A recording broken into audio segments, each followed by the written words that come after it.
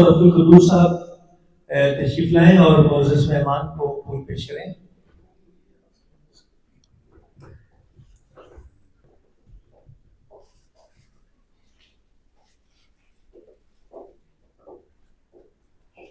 بھائی آپ نے کھڑے ہو جاتے ہیں ان کے ساتھ. آپ سامنے آئے تھوڑا.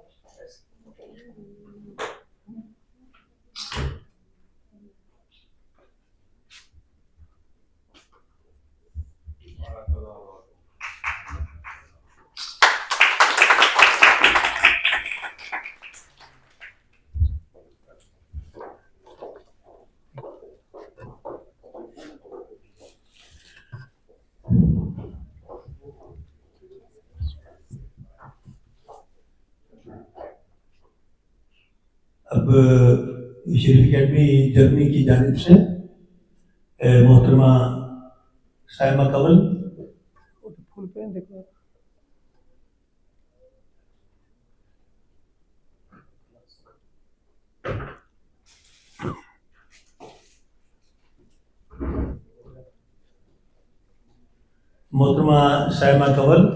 صدر ویمن ونگ شریف اکیڈمی جرمنی، شریف اکیڈمی کی جانب سے پھول پیش کریں گی. مہرین آپ بھی ساتھ آ جائیں. مہرین بھی بہت مستعد ممبر ہیں شریف اکیڈمی کی.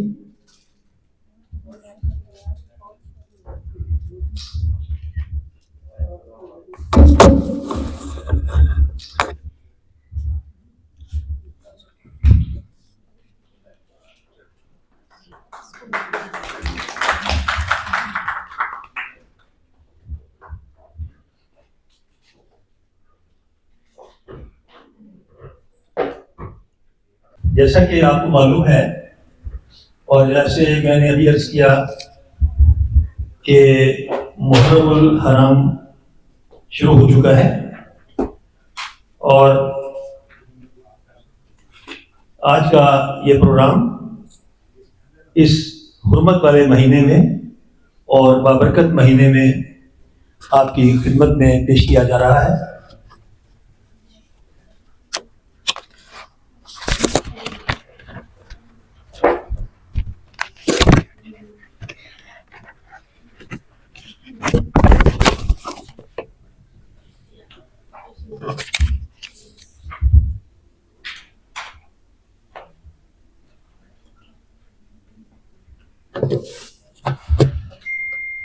اور سب سے پہلے میں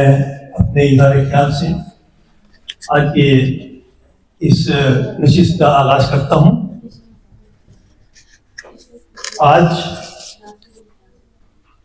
آج جرمنی میں مقیم خوبصورت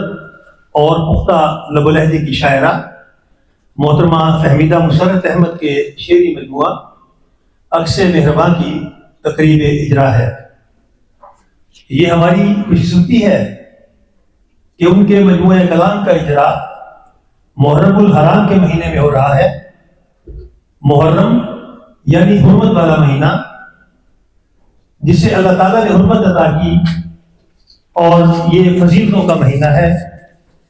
محرم کا مہینہ حب رسول، حب اہل بیت اور غم حسین کا مہینہ ہے، جس مہینے کو قیامت تک عشاق نبی حضرت محمد مصطفیٰ صلی اللہ علیہ وآلہ وسلم اور ان کی اولاد کے تقدس کے لیے مخصوص کیا گیا ہے. اور یہ وہ مہینہ ہے کہ جس کے بارے میں اقبال کہتے ہیں غریب و سادہ و رنگین ہے داستان حرم، غریب و سادہ و رنگین ہے داستان حرم، نہایت اس کی حسین ابتدا ہے اسماعیل. اللہ تعالیٰ نے قرآن پاک میں فرمایا کہ ابراہیم اس قربانی، تمہاری اس قربانی کو ہم ایک ذبیح عظیم میں بدل دیں گے. اور پھر جیسا کہ حضرت ابراہیم سے وعدہ کیا گیا اور پھر جیسا کہ قرآن پاک نے اس کا سکھایا تو حضرت اسماعیل کی اس قربانی کو ایک ذبیح عظیم میں بدل دیا گیا اور حضرت امام حسین علیہ السلام نے اپنی جان کا نذرانہ پیش کیا اور اللہ تعالیٰ کے ساتھ وہ وعدے جو کہ ہمارے آقا و مولا نے کیے تھے اور اس کی آل نے کیے تھے انہیں مکمل کیا اور اسلام کے علم اور اس کی شریعت کی حفاظت کی۔ قتل حسین اصل میں مرگ جدید ہے۔ اسلام زندہ ہوتا ہے ہر کربلا کے بعد، اور کربلا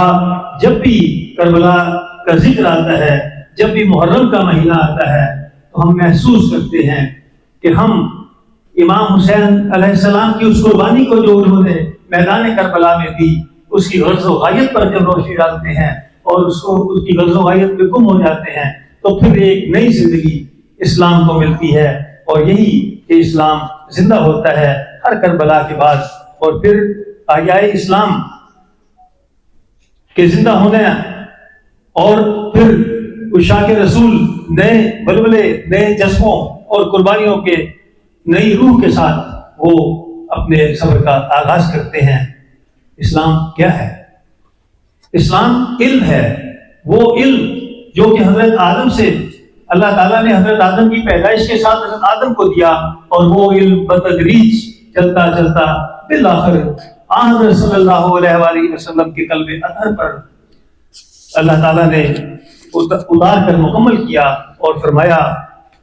اور پھر رسول پاک نے فرمایا کہ میں علم کا شہر ہوں اور علی اس کا دروازہ ہے۔ واقعہ کربلا کے بعد علوم کے مزید دربار ہوئے، گویا احیائے اسلام کے ساتھ احیائے علم بھی ہوا، اور احیائے شریعت کی حفاظت کا بھی احیاء ہوا۔ اور جب ہم ادب کی بات کرتے ہیں تو احیائے شاعری بھی ہوا، اور ادب میں مرثیے لکھے جاتے تھے، سلام بھی لکھے جاتے تھے، لیکن واقعہ کربلا کے بعد سلام کو بھی فروغ ملا، مرثیے کو بھی فروغ ملا، اور مرثیے میں وہ جذبات، وہ دکھ، وہ درد اور وہ آنسو آ گئے کہ مرثیہ پھر اب ترقی کرتا چلا گیا، اور مرثیہ گو شعرا اور مرثیہ سننے والے شعرا دونوں ہی اس عشق اور اس غم میں ڈوبتے چلے گئے، جہاں تک کہ میر انیس اور میر ادیب دبیر جیسے شعرا پیدا ہوئے، اور کئی مرثیہ خاں بھی پیدا ہوئے، اور کوئی ایسا شاعر نہیں کہ جس نے سلام یا منقبت نہ لکھی ہو۔ کربلا پر شعرا نے بہت کچھ لکھا، اس کے بعد پانی کے اوپر بہت لکھا گیا۔ بعض ایسے شعراء ہیں کہ انہوں نے کہا کہ ہم اپنا ہر شعر پانی کے اوپر لکھنا چاہتے ہیں، بعض نے کہا کہ ہم اپنا ہر شعر کربلا کے لفظ پر لکھنا چاہتے ہیں۔ مجھے کربلا کے حوالے سے ایک شعر بہت ہی اچھا لگتا ہے، اور وہ یہ ہے کہ نہ جانے کیوں میری آنکھوں میں آ گئے آنسو، نہ جانے کیوں میری آنکھوں میں آ گئے آنسو، سکھا رہا تھا میں بچوں کو کربلا لکھنا۔ اور پھر غرض یہ کہ کربلا نے ادب اور شاعری کو ایک نئی زندگی عطا کی، اور شاید ہی کوئی ایسا شاعر ہو جس نے غم حسین اور اہل بیت میں کچھ نہ لکھا ہو۔ مولانا جلال الدین رومی کہتے ہیں کہ شاعری پیغمبری کا ایک حصہ ہے، اور غالب کہتے ہیں کہ آتے ہیں غیب سے یہ مضامین خیال میں، غالب سریر خامہ نوائے سروش ہے۔ مضامین تو غیب سے آتے ہیں، لیکن جب میں ان مضامین کو احاطہ تحریر میں لانے کے لیے صفحہ کرتاس پر پین سے لکھتا ہوں، تو وہ قلم کی آواز مجھے ایسے لگتی ہے جیسے کہ فرشتے کی آواز۔ فہمیدہ مسرت احمد جو اس میں بامسمی ہے اور اپنے نام کی طرح فہم و ادراک رکھنے والی اور خوشیاں بانٹنے والی خاتون ہے، اپنی شاعری حمد و نعت و منقبت سے شروع کرتی ہے۔ اس لحاظ سے انتہائی خوش قسمت ہیں کہ ان کے مجموعہ شاعری کا اجرا بھی اسی حرمت اور فضیلت کے مہینے میں ہو رہا ہے۔ آج کی اس بزم میں محرم کے چاند کا سوز و قداس بھی شامل ہے، جس میں محبتوں اور عقیدتوں کے آنسو ہیں، جو زمین پر گرے تو بہرے انمول بن جائیں، اور اگر آسمان پر گرے، آسمان پر جائیں تو وہ ستارے بن جائیں جو ہمیشہ روشنی دے رہے ہیں۔ آج کی محفل عشق الہی، حب رسول، حب علی اور اہل بیت کی خوشبو سے معطر ہے۔ اس حسین امتزاج میں فہمیدہ کی شاعری پر گفتگو کرتے ہوئے میں اتنا ہی کہوں گا کہ ان کی تصوف میں ڈوبی شاعری میں محبت وہ استعارہ ہے جو منبع محبت اور مبدأ الانوار کا پتہ دیتا ہے۔ اب میں ان کی شاعری پر مختصر گفتگو کروں گا۔ آپ کہتی ہیں کہ بانسری کی دھن میں تو ہر تان میں موجود ہے، بانسری کی دھن میں تو ہر تان میں موجود ہے، دل کی ہر دھڑکن میں تو، دل کی ہر دھڑکن میرے وجدان میں موجود ہے. اور پھر جب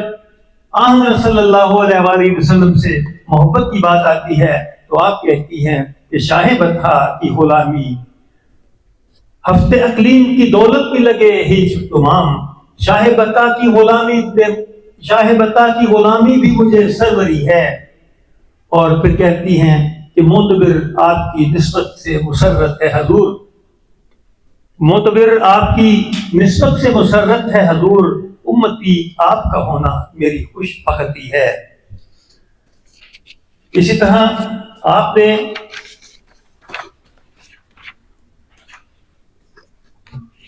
اپنی اسی کتاب میں تیسری جو ہے وہ امام حسین کی محبت میں لکھی، اور جس کے الفاظ کچھ اس طرح ہے کہ خود کو مٹا کے دین بچایا حسین نے، عشق و وفا کا درس سکھایا حسین نے، اور اپنے لہو سے کر گئے تاریخ و رقم، ہوتا ہے عشق کیا یہ بتایا حسین نے. عکس مہربان جو میرے ہاتھ میں ہے، میں نے اس کتاب کو بہت تفصیلی مطالعہ کیا، اور اس کتاب میں مختلف موضوعات پر آپ نے گفتگو کی، اور معاشرے کے مختلف مسائل کو بھی آپ زیر بحث لائیں. اسی طرح آپ نے ہجر و وصال کی بھی بات کی، محبت کی بھی بات کی، لیکن میں نے یہ محسوس کیا کہ ان کی تمام باتوں کے پیچھے اللہ تعالیٰ کی محبت ہے، اور ان کا سفر جیسا کہ میں نے عرض کیا کہ محبت کا سفر ہے جو مجاز سے شروع ہوتا ہے اور حقیقت کی طرف آتا ہے. جب یہ معاشرے کو دیکھتی ہیں تو پھر وہی کہ خدا کے بندوں کے لیے ان کا درد ان کے دل میں پیدا ہوتا ہے. اور اسی طرح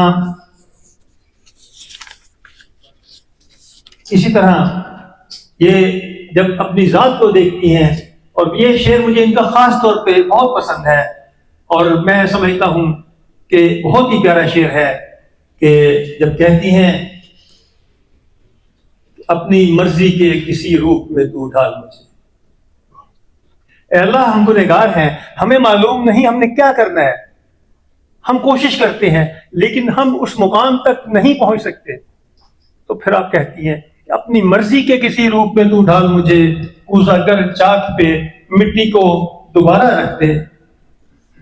اسی طرح آپ کی حالات پر گہری نظر ہے، اور کہتی ہیں کہو خوش رہوں میں کیسے یہاں جشن کیا مناؤں، کہو خوش رہوں میں کیسے یہاں جشن کیا مناؤں، جہاں رقص ہر طرف ہی میں اجل کے دیکھتی ہوں، جہاں رقص ہر طرف ہی میں اجل کے دیکھتی ہوں. جب ہم معاشرے کو دیکھتے ہیں جہاں بھوک کا راج ہے، جہاں پہ لوگ تکلیف میں ہیں، تو مسرت کا دل خون کے آنسر ہوتا ہے. اور پھر وہ یہ بھی تنبیہ کرتی ہیں کہ کیوں نہ ہو زیر و زبر تخت مسرت ان کے، کیوں نہ ہو زیر و زبر تخت مسرت ان کے، رقص جب سایہ طاؤس کیے جاتے ہیں، جب حکمران اپنی ذمہ داریوں سے دور چلے جاتے ہیں تو پھر وہ تخت بھی بٹ جاتے ہیں، اور ان قوموں پر بھی مشکل وقت آتا ہے. اور اسی طرح آپ نے انسانی رویوں کی جیسے میں نے عرض کیا بات کی، اور اسی طرح اور بھی بہت سے اشعار ان کے ہیں. میں نے ان کے تمام اشعار کو بغور پڑھا، اور میں نے انہیں اپنے روح کے اندر تحریر ہوتا ہوا محسوس کیا. آپ کی شاعری کے جیسا کہ میں نے مختصر عرض کیا کہ ہر شعر ایک سفر ایسا ہے، ہر شعر کے اندر وہ سفر ہے جو حقیقت کی طرف لے کے جاتا ہے. اور جب ہم ان کی شاعری کی فنی خوبیوں کے حوالے سے بات کریں گے تو میں یہ کہوں گا کہ فہمیدہ نے مشکل بحروں میں بھی شاعری لکھی، آسان بحروں میں بھی شاعری لکھی، اور انہوں نے فن شاعری کے ساتھ فن شاعری کا وہ اظہار اس کتاب میں کیا ہے کہ ہر پڑھنے والا محسوس کرتا ہے کہ یہ ایک تجربہ کار شاعرہ کی شاعری ہے. خاص طور پہ آپ کی یہ غزل جو کہ مجھے بہت پسند ہے، اور دیکھیں کہ یہ کتنی مشکل زمین پہ انہوں نے لکھی ہے کہ نینوں میں ایک نین کنول کے کھلتی بارش دیکھی ہے، نینوں میں ایک نین کول کے کھلتی بارش دیکھی ہے، غم کی سورج غم کی دھوپ میں جیسے جلتی بجھتی بارش دیکھی ہے۔ اور روتے روتے بات میری، روتے روتے بات یہ میری، ہائے کسی کا ہنس دینا۔ روتے روتے بات پہ میری، روتے روتے بات پہ میری، ہائے کسی کا ہنس دینا۔ میں نے دھوپ میں جھل کرتی بارش دیکھی ہے۔ اور اسی طرح یہ غزل جو کہ میں نے ابھی آپ کو سنائی، یہ کچھ آسان نہیں ہے، اور اس کا یہ شعر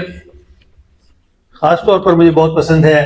اکبر خان کے راج ملہار کو سن کر دلی والوں نے شہر محلے گلیوں گلیوں ناچتی بارش دیکھی ہے۔ اور اسی طرح آپ کہتی ہیں کہ وہ ایک سجدہ جو میری جبیں سے نکلے گا، وہ ایک سجدہ جو میری جبیں سے نکلے گا، قبول ہو کے وہ عرش بری سے نکلے گا۔ فہمیدہ کی شاعری میں تصوف ہے، یہ تصوف کی جانب ایک سفر ہے جس پر یہ گامزن ہیں، اور اس کے ساتھ بعض اشعار ان کے بہت نرم و نازک اور لطیف جذبات رکھنے والے ہیں۔ اور یہ دیکھیں کہ یہ کتنا پیارا شعر ہے، بہت سادہ اور سہل ممتنع میں کہا گیا یہ شعر کہ میں تو روٹھی تھی عمر بھر کے لیے، میں تو روٹھی تھی عمر بھر کے لیے، آپ نے بھی منا کے حد کر دیا۔ اور اسی طرح اردو زبان کے بارے میں بھی آپ نے بہت پیارے اشعار کہے۔ میں اور جب معاشرے کی بات ہوتی ہے اور انسانی ذہنوں کے فطور کی بات ہوتی ہے تو وہ کہتی ہیں کہ کہیں نفرت مسلمان سے کہیں قرآن جلتا ہے، کہیں نفرت مسلمان سے کہیں قرآن جلتا ہے، لبادے میں کبھی ناموس کے انسان چلتا ہے۔ اور پھر کہتی ہیں کہ نظر آئے گا تم کو ریشموں کم خاک میں حاکم، نظر آئے گا تم کو ریشموں کم خاک میں حاکم، مگر افسوس کھیتوں میں سدا دہقان جلتا ہے۔ اسی طرح اور بھی بہت سے اشعار ہیں جن پر گفتگو ہو سکتی ہے، جیسا کہ میں نے پہلے عرض کیا کہ میں نے ان کی کتاب کا عمیق مطالعہ کیا، ایک ایک شعر پر غور و فکر کیا، اور ہر شعر وہ ایک محبت کا شعر ہے، وہ محبت جس کا سفر مبدأ محبت اور مبدأ انوار کی طرف جاتا ہے۔ اور میں اپنی گفتگو کو ختم کرتا ہوں، اگرچہ بات کی جائے تو پھر بہت زیادہ بھی کی جا سکتی ہے، لیکن چونکہ ہمارے دوسرے دوستوں نے بھی اظہار خیال کرنا ہے، میں آخر میں ان کی اس مجموعہ کلام کی آخری غزل کے چند اشعار آپ کی خدمت میں پیش کرتا ہوں، کیونکہ جیسا میں نے عرض کیا کہ یہ کتاب کا نام عکس مہربان ہے۔ یہ مہربان کون ہے؟ یہ وہ مہربان ہے جس کا عکس جو خود تو آسمان میں بیٹھا ہے اور اس کا عکس دنیا ہے، اور وہ اس مہربان کا یہ عکس ہے۔ جب ہم تلاوت قرآن پاک کرتے ہیں تو بھی شروع اسی چیز سے کرتے ہیں کہ بسم اللہ الرحمن الرحیم، شروع کرتے ہیں اللہ کے نام سے جو مہربان اور بار بار رحم کرنے والا ہے۔ وہ مہربان ہے جس کا عکس انہوں نے اس کتاب کا نام رکھا، اور پھر اسی محبت کرنے والے، اسی مہربان، اسی رحمان الرحیم کی محبتوں کا عکس انہوں نے اس کتاب میں دیا۔ اور اس کتاب کے آخر میں پھر انہوں نے ساری اپنی کتاب کا خلاصہ پیش کر دیا، اور کہتی ہیں کہ میرا رنگ و روپ اجال کر میرے چارہ گر، میرا رنگ و روپ اجال کر میرے چارہ گر، مجھے ماورائے کمال کر میرے چارہ گر، میرا رنگ و روپ اجال کر میرے چارہ گر، مجھے ماورائے کمال کر میرے چارہ گر، دل غم صدا کو نہال کر میرے چارہ گر، گیا وقت موڑ وصال کر میرے چارہ گر۔ اور پھر کہتی ہیں میرے قلب و روح کی تشنگی کو مٹا بھی دے، میرے قلب و روح کی تشنگی کو مٹا بھی دے، مجھے اپنی دید نوال کر میرے چارہ گر، وہ جو تیری نظر نے عطا کیا مجھے عشق میں، جو تیری نظر نے عطا کیا مجھے عشق میں، وہ مقام میرا بحال کر میرے چارہ گر، وہ مقام میرا بحال کر میرے چارہ گر۔ اور پھر میں ایک دو شعر چھوڑ کے آگے چلتا ہوں کہ، اور یہ بہت پیارا شعر ہے کہ مجھے خوشبوؤں میں بسا کے اپنے قریب رکھ، مجھے خوشبوؤں میں بسا کے اپنے قریب رکھ، تو رقم وفا کی مثال کر میرے چارہ گر۔ اور دیکھیے گا بہت پیارا شعر ہے، میں نے جب یہ شعر پڑھا تو مجھے اقبال کا وہ شعر یاد آ گیا کہ تو غنی سا تو عالم من فقیر، مجھے نہیں ذات یہ میری مشت خاک سے کچھ بڑا، نہیں ذات یہ میری مشت خاک سے کچھ بڑا، کب روز حشر سوال کر میرے چارہ گر۔ اے اللہ میں کچھ بھی نہیں ہوں، میں تو خاک ہوں۔ اور وہی جیسے میں نے کیا کہ اقبال کا وہ شعر یاد آ گیا کہ تو غنی ذات و عالم من فقیر ادھر من،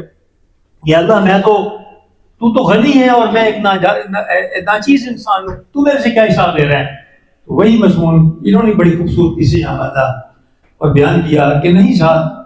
یہ میری مشت خاک سے کچھ بڑا، نہ روز حشر سوال کر میرے چارہ گر۔ اور آخری شعر کے ساتھ میں اجازت چاہوں گا کہ میری زندگی کے سفر پہ تیری نظر رہے، میری زندگی کے سفر پہ تیری نظر رہے، مجھے ساتھ رکھنا سنبھال کر میرے چارہ گر، مجھے ساتھ رکھنا سنبھال کر میرے چارہ گر۔ میں اس کے ساتھ ہی اپنی بہت دعاؤں کے ساتھ سائمہ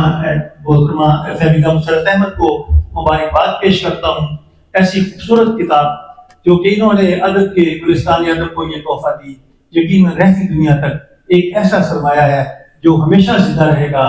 اور یہ کتاب ایک ایسی چیز ہے جو کہ ہمیشہ شعراء کو زندہ رکھتی ہے، ان کے نام کو زندہ رکھتی ہے۔ آج ہم 400 سال پرانے شعراء کا بھی ذکر کرتے ہیں، وہ بھی ہماری محفل میں زندہ ہے۔ اور یہ ایک انتہائی خوبصورت یہ کتاب ہے جو کہ عکس مہرباں ہے۔ میں اپنی بہت دعاؤں کے ساتھ اور اس شعر کے ساتھ کہ میری ساری دعائیں ہیں تیرے لیے، میری ساری دعائیں ہیں تیرے لیے، مجھ کو تجھ کو میری دعاؤں سے بڑھ کر ملے۔ نظم بعد میں سناؤں گا مشاعرے میں، لیکن ایک شعر سے اکتفا کیجیے گا۔ بہت شکریہ، شفیق۔